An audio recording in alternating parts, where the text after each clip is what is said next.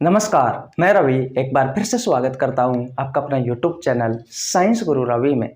Guys हम enzyme में एंजाइमों के कार्यों के बारे में पढ़ रहे हैं। आज की इस वीडियो में मैं आपको पढ़ाने वाला हूं एमाइलेज एंजाइम, ट्रिप्सिन एंजाइम और लाइपेज एंजाइम के बारे में।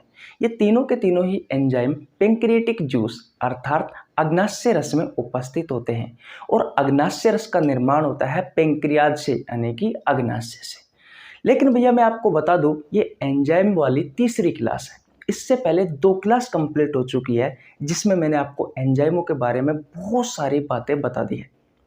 एंजाइम का इंट्रोडक्शन दिया था, एक्चुअली में एंजाइम होते क्या है।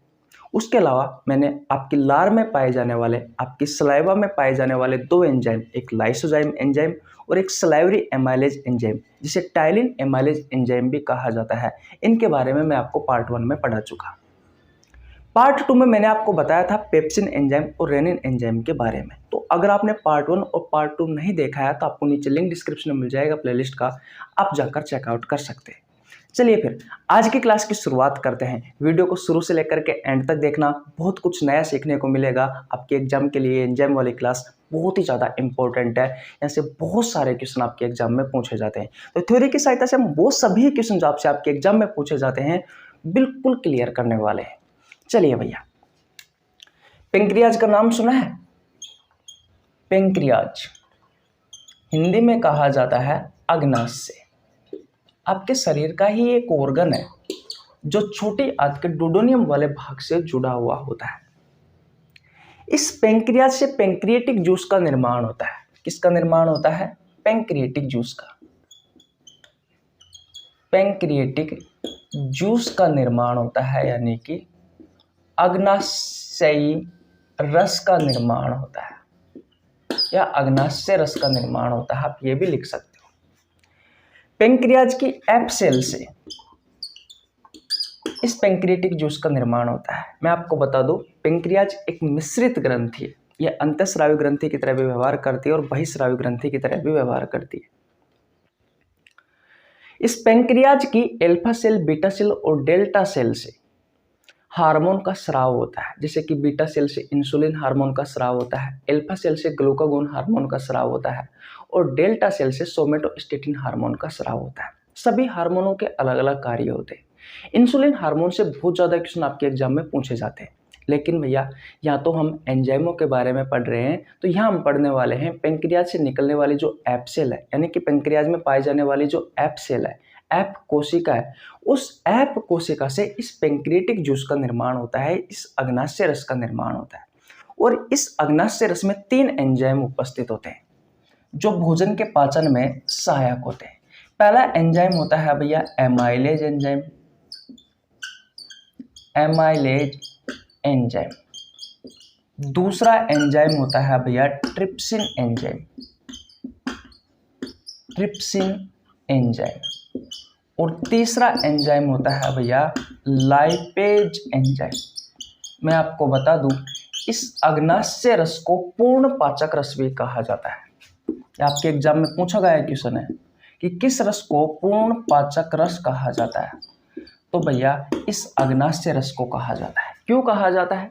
क्योंकि मैंने आपको बताया था कि हमारे शरीर में सिर्फ कार्बोहाइड्रेट, प्रोटीन और वसा का, इन तीनों का ही पाचन होता है। ना ही मिनरल्स का पाचन होता है, ना ही वाटर का पाचन होता है यानी कि पानी का, और ना ही विटामिन्स का पाचन होता है।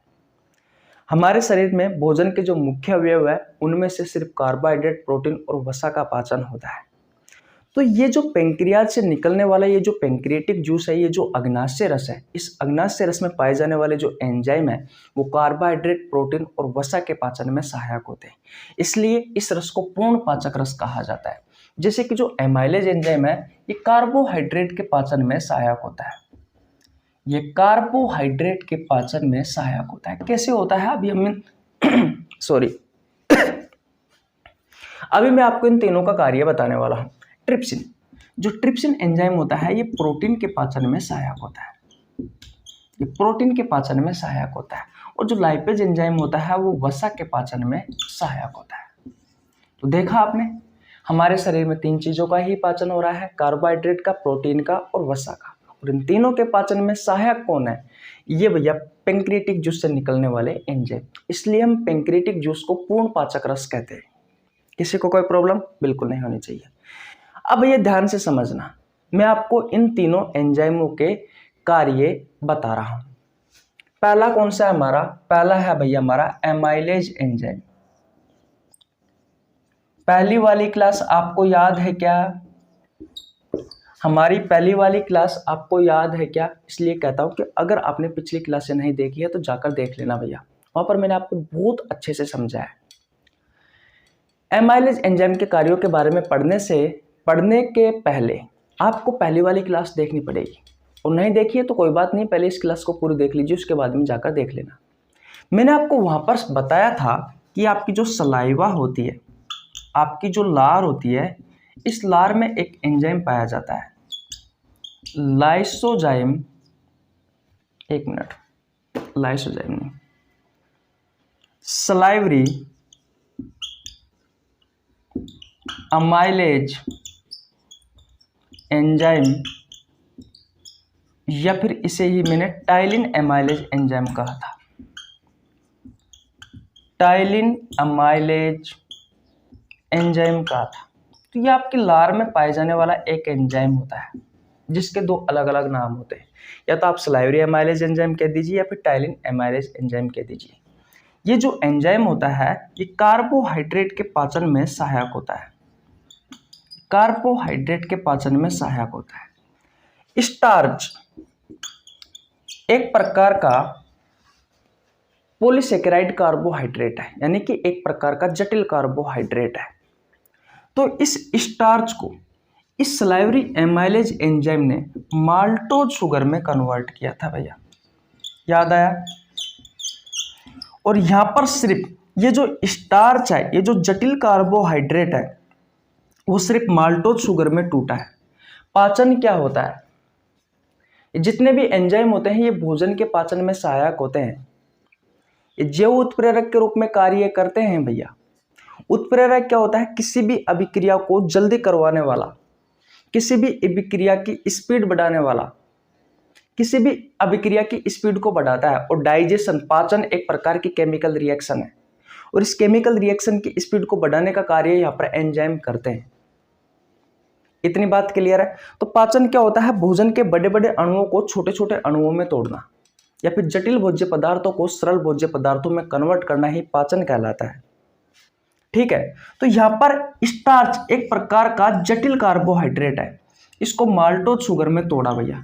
लेकिन ये कब तक टूटेगा? जब तक कि पूर्ण रूप से ये जो मोनोसेकेराइड कार्बोहाइड्रेट में नहीं टूट जाता, जब तक टूटता रहता है भैया ये आपका कार्बोहाइड्रेट। तो स्टार्च को माल्टोज शुगर में तोड़ने का कार्य कौन करता है? ये भैया सलाइवरी एमाइलेज एंजाइम या फिर टाइलिन एमाइलेज एंजाइम।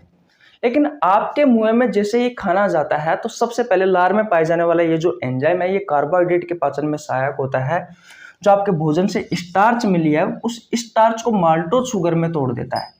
लेकिन यहाँ पर कार्बोहाइड्रेट का पूर्ण रूप से पाचन नहीं होता है, यहाँ पर अपूर्ण पाचन होता है। छोटी आंत में कार्बोहाइड्रेट का पूर्ण रूप से पाचन होता है, छोटी आंत में कार्बोहाइड्रेट का पूर्ण रूप से पाचन होता है भैया। बोलो इतनी कहानी आपको समझ में आई या नहीं आई?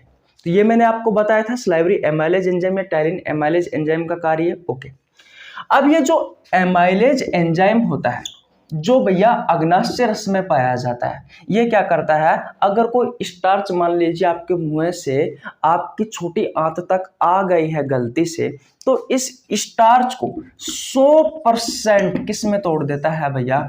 माल्टोज शुगर में तोड़ देता है। तो अगर आपसे कोई क्वेश्चन पूछे कि एमाइलेज एंजाइम का कार्य क्या है, तो स्टार्च को 100% ये माल्टोज शुगर में कन्वर्ट कर देता है। बोलो क्या आपको इतनी कहानी समझ में आई या नहीं आई? किसी को कोई प्रॉब्लम? ये स्टार्च को 100% माल्टोज शुगर में कन्वर्ट कर देता है। अगर आप हमारी क्लास शुरुआत से देख रहे हो तो आपको बहुत अच्छे से समझ में आ रहा होगा। अगर आप हमारी क्लास डायरेक्ट देख रहे हो तो आपको हो सकता है कि जैसे कि मैं आपको 70-80% समझ में आ रहा हो सकता है कि आपको 40% ही समझ में आ रहा हो। इसलिए कहता हूं कि अगर आपने पिछली क्लास नहीं देखी है तो आपको नीचे लिंक डिस्क्रिप्शन में मिल जाएगा, आप जाकर चेकआउट कर लेना भैया। तो एमाइलेज एंजाइम का कार्य समझ में आ गया? ये स्टार्च को 100% माल्टोज शुगर में तोड़ने का काम करता है। इतनी बात क्लियर है? ओके, मैं मिटा देता हूं और ट्रिप्सिन एंजाइम का कार्य मैं आपको पढ़ा देता हूं। ओके भैया, हमारा पहला हो गया जो कि अग्नाशय रस में पाए जाने वाला जो पहला एंजाइम है एमाइलेज एंजाइम, उसका कार्य हमने सीख लिया। ये स्टार्च को 100% माल्टोज शुगर में कन्वर्ट करने का काम करता है। आगे हम आपको पढ़ाएंगे इस माल्टोज शुगर को भी भैया आगे ग्लूकोज में टूटता है, वो आगे पढ़ाएंगे। दूसरा कौन सा है, तो दूसरा है भैया हमारा ट्रिप्सिन एंजाइम। अब मैंने आपको बताया था कि जो ट्रिप्सिन एंजाइम होता है ये किस में सहायक होता है, तो ये प्रोटीन के पाचन में सहायक होता है। लास्ट क्लास याद करिए, आपके जठरस में कुछ एंजाइम पाए जाते थे। एक पेप्सिन एंजाइम पाया गया था और एक रेनिन एंजाइम पाया जाता है जठरस में, गैस्ट्रिक जूस में। और ये दोनों के दोनों ये एंजाइम किसके पाचन में सहायक होते थे, प्रोटीन के पाचन में सहायक होते हैं। ये पेप्सिन और रेनिन एंजाइम, मैंने आपको बताया था कि जो प्रोटीन होती है उस प्रोटीन को ये जो पेप्सिन है ये किस में तोड़ता है, पेप्टोन्स या फिर पेप्टाइड में तोड़ता है। सिखाया था ना, सिखाया था या नहीं सिखाया था, मैं इधर लिख देता हूं ताकि आपको अच्छे से समझ में आ जाए। देखिए मैंने आपको क्या सिखाया था कि पेप्सिन एंजाइम, ये जो प्रोटीन होती है, इस प्रोटीन को ये जो पेप्सिन एंजाइम है जो गैस्ट्रिक जूस में पाया जाता है, जठरस में पाया जाता है, गैस्ट्रिक जूस में, जठरस में। और ये जठरस कहाँ से स्रावित होता है, जठर ग्रंथियों से, गैस्ट्रिक ग्लैंड से। इस प्रोटीन को ये जो पेप्सिन एंजाइम होता है, ध्यान से समझना, कुछ समझ में नहीं आएगा, ये जो पेप्सिन एंजाइम होता है वो पेप्टोन्स या फिर पेप्टाइड में तोड़ देता है। आया याद। रेनिन एंजाइम क्या करता है, दूध में पाई जाने वाली जो केसिन प्रोटीन होती है उसको पैरा केसिन में तोड़ देता है और फिर इस पैरा केसिन को पेप्सिन एंजाइम किस में बदल देता है, पेप्टोन से पेप्टाइड में बदल देता है। बताया था ना कल मैंने आपको। ओके, अब पेप्टोन से पेप्टाइड में टूट गया। अब ये जो ट्रिप्सिन एंजाइम होता है ये पेप्टोन से पेप्टाइड को, ये ट्रिप्सिन एंजाइम किसको, इस पेप्टोन से पेप्टाइड को किस में तोड़ देता है, अमीनो एसिड में। अब ये जो अमीनो एसिड होता है ये प्रोटीन की सबसे छोटी इकाई होती है। मैंने आपसे कल कहा था कि जब तक प्रोटीन एमिनो एसिड में नहीं टूटती है, अमीनो अम्ल में नहीं टूटती है, जब तक इसका पूर्ण रूप से पाचन नहीं होता है। अब यहाँ पर आप देख सकते हो प्रोटीन का पूर्ण रूप से पाचन हो गया है, क्योंकि प्रोटीन की जो सबसे छोटी इकाई होती है एमिनो एसिड, उसमें प्रोटीन टूट गया है। तो छोटी आंत के डुडेनियम वाले भाग में प्रोटीन का पूर्ण रूप से पाचन हो जाता है। प्रोटीन के पाचन की शुरुआत कहाँ से होती है, आपके पेट से होती है। प्रोटीन के पूर्ण रूप से पाचन कहाँ होता है, छोटी आंत के डुडेनियम वाले भाग में हो जाता है, क्योंकि ये जो पेंक्रियाज होता है छोटी आंत के डुडेनियम वाले भाग से जुड़ा हुआ होता है। कार्बोहाइड्रेट के पाचन की शुरुआत आपके मुंह से हो जाती है, क्योंकि लार में पाए जाने वाला स्लाइवरी एमाइलेज एंजाइम या टाइलिन एमाइलेज एंजाइम स्टार्च को माल्टोज शुगर में कन्वर्ट करता है। फिर इस पेंक्रियाटिक जूस में पाए जाने वाला एमाइलेज एंजाइम 100% स्टार्च को माल्टोज शुगर में कन्वर्ट कर देता है। तो अभी तक भैया कार्बोहाइड्रेट का पूर्ण रूप से पाचन नहीं हुआ है, अब तक सिर्फ प्रोटीन का पूर्ण रूप से पाचन हुआ है, जिसके पाचन की शुरुआत पेट से हुई है और छोटे आंत के डुडेनियम वाले भाग में प्रोटीन का पूर्ण रूप से पाचन हो जाता है। तो ट्रिप्सिन एंजाइम का कार्य क्या है भैया, इस पेप्टोन से पेप्टाइड को जो ट्रिप्सिन एंजाइम है वो एमिनो एसिड में तोड़ देता है। देखिए जब हम खाना खाते हैं तो सबसे पहले खाना हमारे मुंह में जाता है, मुंह में सिर्फ कार्बोहाइड्रेट का पाचन होता है, उसके बाद में भोजन नली से होता हुआ आपके पेट में जाता है। भोजन नली में किसी भी प्रकार का पाचन नहीं होता है, फिर पेट में चला जाता है। पेट में सिर्फ प्रोटीन का पाचन होता है, ना ही कार्बोहाइड्रेट का होता है, ना ही वसा का होता है, सिर्फ प्रोटीन के पाचन की शुरुआत होती है। तो पेट में प्रोटीन का पाचन हुआ, वो भी अपूर्ण होता है। उसके बाद में जो खाना है वो छोटी आंत के डुडेनियम वाले भाग में जाता है। डुडेनियम वाले भाग में प्रोटीन का यहाँ पर पूर्ण रूप से पाचन हो गया, क्योंकि छोटी आंत के डुडेनियम वाले भाग से दो ऑर्गन जुड़े हुए होते हैं, एक लीवर जुड़ा होता है और एक पेंक्रियाज जुड़ा होता है। तो पेंक्रियाज से निकलने वाला ये जो पेंक्रियाटिक जूस है, इसमें जो एमाइलेज एंजाइम है ये कार्बोहाइड्रेट के पाचन में सहायक होता है, स्टार्च को 100% माल्टोज शुगर में तोड़ता है। और ये जो ट्रिप्सिन एंजाइम होता है, ये ट्रिप्सिन एंजाइम पेट में जो अपूर्ण प्रोटीन का पाचन हुआ है उसके पूर्ण पाचन में सहायता करता है। तो पेप्टोन से पेप्टाइड को ट्रिप्सिन एंजाइम किस में तोड़ता है, एमिनो एसिड में तोड़ता है। मैंने कहा था कि प्रोटीन की सबसे छोटी इकाई एमिनो एसिड होती है, इसके बाद में प्रोटीन का पाचन नहीं होता, इसका एब्जॉर्प्शन होता है, फिर इससे ऊर्जा का निर्माण किया जाता है। वो मैंने आपको पाचन तंत्र वाले चैप्टर में बहुत अच्छे से पढ़ाया। अगर आपने नहीं पढ़ा है तो पाचन तंत्र वाला चैप्टर पढ़ लेना, आपको नीचे लिंक डिस्क्रिप्शन में मिल जाएगा उस चैप्टर का। इतनी बात क्लियर है। तो ट्रिप्सिन का कार्य समझ में आ गया। ये पेप्टोन से पेप्टाइड को किस में तोड़ता है, एमिनो एसिड में तोड़ता है, इस बात का आपको ध्यान रखना है। किसी को कोई प्रॉब्लम में आता है? बिल्कुल नहीं होनी चाहिए। अब भैया स्क्रीनशॉट ले लीजिए, मैं आपको लाइपेज एंजाइम का कार्य बता देता हूँ। ले लिया आपने स्क्रीनशॉट? ओके भैया, नहीं लिया है तो वीडियो को बैक करके ले लेना। तो मैंने आपको एमाइलेज एंजाइम का कार्य बता दिया है, ट्रिप्सिन एंजाइम का कार्य बता दिया है। अब मुझे आपको बताना है लाइपेज एंजाइम का कार्य। इंपॉर्टेंट है आपके एग्जाम के पॉइंट ऑफ व्यू से। देखिए, लाइपेज एंजाइम वसा के पाचन में सहायक होता है, लेकिन उससे पहले आपको समझना पड़ेगा कि जो लीवर होता है ना, इस लीवर से बाइल जूस का सिक्रेशन होता है, यानी कि जो पित्रस होता है, इस पित्रस का सिक्रेशन होता है। और इस पित्रस में भैया किसी भी प्रकार का कोई एंजाइम नहीं पाया जाता। तो अगर आपसे कोई ये क्वेश्चन पूछे कि वह कौन सा रस है, वह कौन सा जूस है जिसमें किसी भी प्रकार का कोई एंजाइम नहीं पाया जाता, तो वह है भैया बाइल जूस। बाइल जूस में किसी भी प्रकार का डाइजेस्टिव एंजाइम नहीं पाया जाता, इस बात का आपको ध्यान रखना है। स्वयं ये जो बाइल जूस होता है, स्वयं ये जो पित्रस होता है, ये वसा के पाचन में, ये फैट या लिपिड्स के पाचन में सहायक होता है भैया। कैसे? ये वसा की जो बड़ी बड़ी गोलियां होती है, ये वसा की बड़ी बड़ी जो गोलियां होती है, इन बड़ी बड़ी गोलियों को ये छोटी छोटी गोलियों में तोड़ देता है। कौन? ये बाइल जूस। ये वसा की छोटी छोटी गोलियों में तोड़ देता है। कौन? ये बाइल जूस। इसे ही वसा का पायसीकरण कहते हैं भैया, या इमल्सीकरण। वसा का पायसीकरण या फिर इमल्सीकरण कहते हैं भैया इस प्रोसेस को। वसा की बड़ी बड़ी गोलियों को छोटी छोटी गोलियों में तोड़ना ही वसा का पायसीकरण कहलाता है। तो ये काम होता है भैया बाइल जूस का। इसका निर्माण तो लीवर में होता है। ये क्वेश्चन पूछा गया है कि बाइल जूस का निर्माण कहाँ होता है, तो इसका निर्माण तो लीवर में होता है भैया। इसका निर्माण तो लीवर में होता है, लेकिन ये जमा कहाँ जा करके होता है, तो ये जमा गोल ब्लैडर में जा करके होता है, पित्ताशय में जा करके होता है। और ये कार्य करता है भैया छोटी आंत में, छोटी आंत में। इस चीज के बारे में आपको पता होना जरूरी है, इंपॉर्टेंट है भैया। तो इतनी कहानी आपको समझ में आ गई। किसी को कोई प्रॉब्लम में आता है? बिल्कुल नहीं होनी चाहिए। अब ये वसा की जो छोटी छोटी गोलियां होती है, इन्हें ये जो लाइपेज एंजाइम है, ये जो लाइपेज एंजाइम है, ये भैया वसीय अम्ल यानी कि फैटी एसिड, वह ग्लिसरॉल में तोड़ देता है। और वसीय अम्ल जो होता है वो भैया वसा की सबसे छोटी इकाई होती है, इस बात का आपको ध्यान रखना है। तो इसके बाद में वसा का पूर्ण रूप से पाचन हो जाता है, यानी कि इसके बाद में इसका पाचन नहीं होता है। वसा की सबसे छोटी इकाई होती है फैटी एसिड यानी कि वसीय अम्ल। तो ये कुछ इस तरीके से वसा का पूर्ण रूप से पाचन होता है। याद रखना, वसा के पाचन की शुरुआत भी छोटी आंत से ही होती है और वसा का पूर्ण रूप से पाचन भी छोटी आंत में ही होता है। लेकिन कार्बोहाइड्रेट के पाचन की शुरुआत आपके मुंह से होती है, प्रोटीन के पाचन की शुरुआत आपके पेट से होती है। कार्बोहाइड्रेट का पूर्ण रूप से पाचन छोटी आंत में होता है, प्रोटीन का पूर्ण रूप से पाचन छोटी आंत में होता है और वसा का पूर्ण रूप से पाचन छोटी आंत में होता है। लेकिन इनके पाचन की शुरुआत अलग अलग जगह से होती है। कार्बोहाइड्रेट के पाचन की शुरुआत मुंह से होती है, प्रोटीन के पाचन की शुरुआत पेट से होती है और वसा के पाचन की शुरुआत छोटी आंत से होती है। इतनी बात क्लियर है। यहाँ पर वसा का पूर्ण रूप से पाचन हो गया भैया।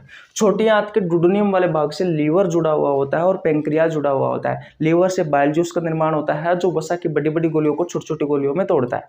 पाचन विधि यही है, जटिल भोज्य पदार्थों को सरल भोज्य पदार्थों में कन्वर्ट करना या भोजन के बड़े बड़े अणुओं को छोटे छोटे अणुओं में तोड़ना। तो देख सकते हो आप कि वसा की बड़ी बड़ी गोलियां ने छोटी छोटी गोलियों में सबसे पहले बाइल जूस ने तोड़ा, यानी कि पाचन किया। किसने? बाइल जूस ने। बाइल जूस में किसी भी प्रकार का एंजाइम नहीं पाया जाता है, इस बात का आपको ध्यान रखना है। वसा की छोटी छोटी गोलियों को जो लाइपेज एंजाइम है, जो कि पेंक्रियाज से निकलने वाले पेंक्रियाटिक जूस में उपस्थित होता है, ये लाइपेज एंजाइम वसीय अम्ल प्लस ग्लिसरॉल में तोड़ देता है। वसीय जो अम्ल होता है ये वसा की सबसे छोटी इकाई होती है। इसके बाद में इसका पाचन नहीं होता है, इसके बाद में इसका एब्जॉर्प्शन होता है और जो एब्जॉर्प्शन हुआ जो भोजन है, उस भोजन से ऊर्जा का निर्माण किया जाता है हमारी कोशिकाओं में। इतनी बात क्लियर है। किसी को कोई प्रॉब्लम बिल्कुल नहीं होनी चाहिए। तो कुछ इस तरीके से वसा का पाचन होता है। तो मैंने आपको तीनों ही बता दी भाई, ट्रिप्सिन एंजाइम और लाइपेज एंजाइम और एमाइलेज एंजाइम, इन तीनों एंजाइमों के कार्य बता दिए हैं, जिनमें से प्रोटीन का पूर्ण रूप से पाचन हो चुका है और लाइपेज का पूर्ण रूप से पाचन हो चुका, वसा का पूर्ण रूप से पाचन हो चुका है। अब हमारा रह रहा है सिर्फ कार्बोहाइड्रेट का अपूर्ण पाचन हुआ। अभी तक कार्बोहाइड्रेट का पूर्ण रूप से पाचन करना है। तो कल की क्लास में मैं आपको कुछ एंजाइमों के बारे में सिखाने वाला हूँ जो कि इंटेस्टाइनल ग्लैंड से निकलते हैं, जैसे कि माल्टेज, सुक्रेज, लैक्टेज। इन एंजाइमों के बारे में पढ़ेंगे जो कार्बोहाइड्रेट के पाचन में सहायक होते हैं। आशा करता हूं आज की क्लास आपको बहुत अच्छे से समझ में आई होगी। अगर आपने ध्यान से सुनी है मेरी एक एक बातें, तो बेटा यहाँ से आपके एग्जाम में बहुत सारे क्वेश्चन पूछे जाते हैं। बहुत सारे क्वेश्चन पूछे जाते हैं। मेरे द्वारा बोली गई आज जो भी लाइन है उनकी प्रत्येक लाइन से आपके एग्जाम में पूछे गए क्वेश्चन है। प्रत्येक एग्जाम में प्रत्येक लाइन से आपके एग्जाम में क्वेश्चन पूछे गए हैं। तो आज की क्लास बहुत इंपॉर्टेंट है भैया आप सभी के लिए। स्क्रीनशॉट ले लीजिए अगर आपने स्क्रीनशॉट नहीं लिया है तो। पिछली 2 क्लासें नहीं देखी है तो जाकर देख लेना। पाचन तंत्र वाला चैप्टर नहीं पढ़ा है तो पढ़ लेना। वैसे मेरा नाम रवि है, मैं सभी प्रतियोगी परीक्षाओं के लिए बायोलॉजी पढ़ाता हूं। जो कंटेंट आपको पेड कोर्स में उपलब्ध नहीं होता है उससे अच्छा कंटेंट देने की कोशिश करता हूं। आपको हमारे साथ जुड़ने के लिए 1 रुपये देने की आवश्यकता नहीं है, सिर्फ आपको चैनल को सब्सक्राइब करना है, बेल आइकन को प्रेस करना है ताकि आपके पास हमारी वीडियो का नोटिफिकेशन टाइम टू टाइम पहुँच सके। गाइज मैंने बायोलॉजी के बहुत सारे चैप्टर करवा रखे हैं, बहुत सारे चैप्टरों के एमसीक्यू क्वेश्चन करवा रखे हैं। अगर आपने नहीं देखे हैं तो चैनल पर जाइए और चेकआउट कर लीजिए।